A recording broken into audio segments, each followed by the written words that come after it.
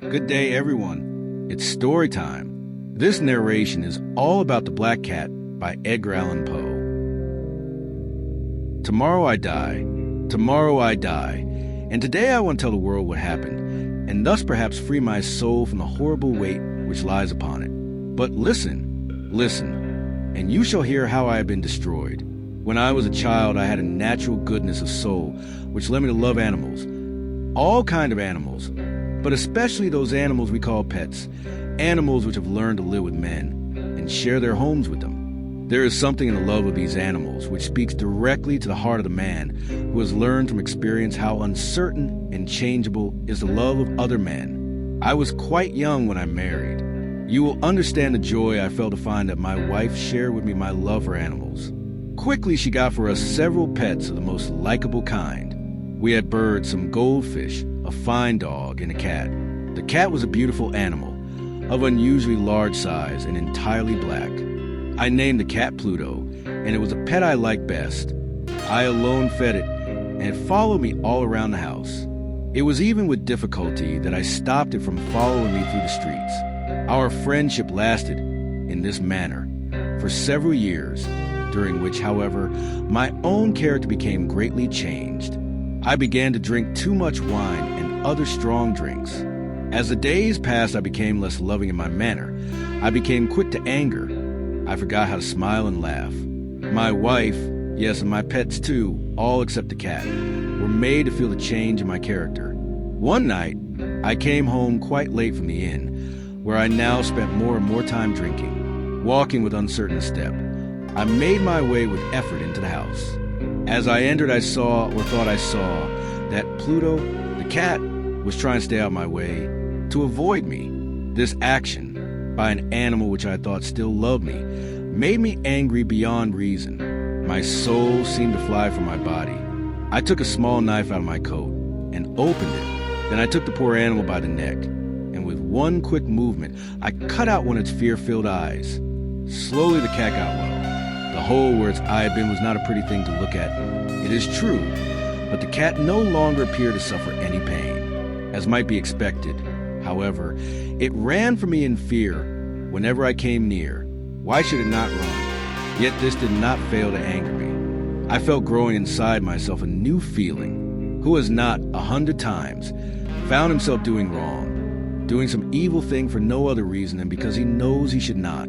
Are not we humans at all times pushed, ever driven in some unknown way to break the law, just because we understand to be the law? One day, in cold blood, I tied a strong rope around the cat's neck, and taking it down into the cellar under the house, I hung it from one of the wood beams above my head. I hung it there until it was dead. I hung it there with tears in my eyes. I hung it because I knew it had loved me, because I felt it had given me no reason to hurt it, because I knew that my doing so was a wrong so great, a sin so deadly that it would place my soul forever outside the reach of the love of God. That same night, as I lay sleeping, I heard through my open window the cries of our neighbors. I jumped from my bed and found that the entire house was filled with fire. It was only with great difficulty that my wife and I escaped, and when we were out of the house, all we could do was stand and watch it burn to the ground. I thought of the cat as I watched it burn, the cat whose dead body I left hanging in the cellar. It seemed almost that the cat had in some mysterious way caused the house to burn so that it could make me pay for my evil act, so that it could take revenge upon me. Months went by, and I could not drive the thought of the cat out of my mind. One night, I sat in the inn, drinking as usual. In the corner, I saw a dark object that I had not seen before. I went over to see what it could be. It was a cat almost exactly like Pluto. I touched it with my hand and petted it, passing my hand softly along its back. The cat rose and pushed its back against my hand. Suddenly I realized that I wanted a cat. I offered to buy it from the innkeeper, but he claimed he had never seen the animal before. As I left the inn, it followed me, and I allowed it to do so. It soon became a pet of both my wife and myself. The morning after I brought it home, however, I discovered that this cat, like Pluto, had only one eye. How was it possible that I had not noticed this the night before? This fact only made my wife love the cat more. But I, myself, found a feeling of dislike growing in me. My growing dislike of the animal only seemed to increase its love for me. It followed me everywhere, always. When I sat, it lay down under my chair. When I stood up, it got between my feet and nearly made me fall. Wherever I went, it was always there. At night, I dreamed of it, and I began to hate that cat. One day, my wife called me from the cellar of the old building where we were now forced to live.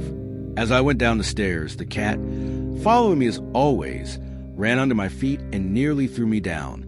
In sudden anger, I took a knife and struck wildly at the cat. Quickly, my wife put out her hand and stopped my arm. This only increased my anger, and, without thinking, I turned and put the knife's point deep into her heart.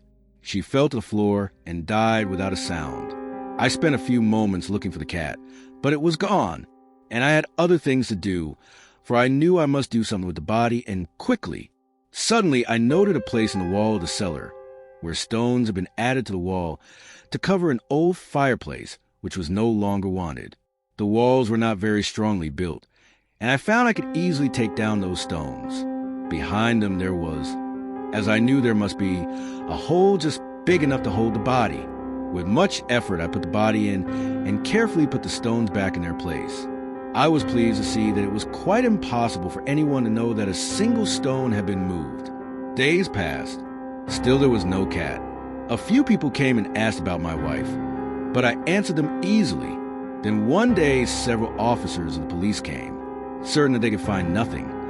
I asked them in and went with them as they searched. Finally, they searched the cellar from end to end. I watched them quietly, and, as I expected, they noticed nothing. But as they started up the stairs again, I felt myself driven by some unknown inner force to make them know that I had won the battle. The walls of this building, I said, are very strongly built. It is a fine old house. And as I spoke, I struck with my stick that very place in the wall behind which was the body of my wife. Immediately, I felt a cold feeling up and down my back as we heard coming out of the wall itself a horrible cry. For one short moment, the officers stood looking at each other.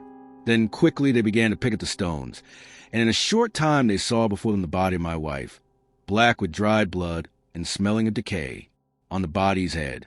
Its one eye filled with fire, its wide open mouth the color of blood, sat the cat, crying out its revenge. Thanks for tuning in, everyone. If you enjoyed today's video, make sure to hit that like button and don't forget to subscribe so you never miss an update. Leave a comment below with your thoughts or let us know what you'd like to see next. Until next time, take care and stay awesome.